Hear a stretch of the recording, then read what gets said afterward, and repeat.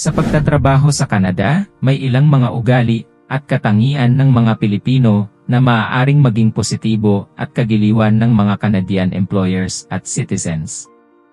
Una, ang strong work ethic ng mga Pilipino ay isang katangian na kinikilala at pinahahalagahan ng maraming Canadian employers. Ang dedikasyon sa trabaho, pagiging masipag, at pagiging responsable sa mga gawain ay nagbibigay ng magandang impresyon sa mga employers.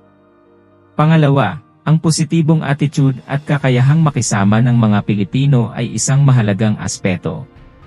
Ang pagiging magalang, maalalahanin, at maasikaso sa kapwa ay nagbibigay ng magandang relasyon sa kanilang mga kasamahan sa trabaho at sa komunidad.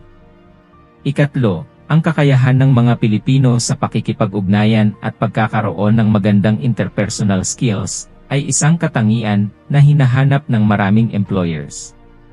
Ang pagiging magaling sa komunikasyon at pagiging collaborative sa trabaho ay nagpapakita ng kakayahan sa teamwork at leadership. Sa kabuuan, ang strong work ethic, positibong attitude, at magandang interpersonal skills ng mga Pilipino ay ilan lamang sa mga katangian na maaaring pahalagahan ng mga Canadian employers at citizens sa kanilang mga Pilipinong kasamahan sa trabaho at sa komunidad.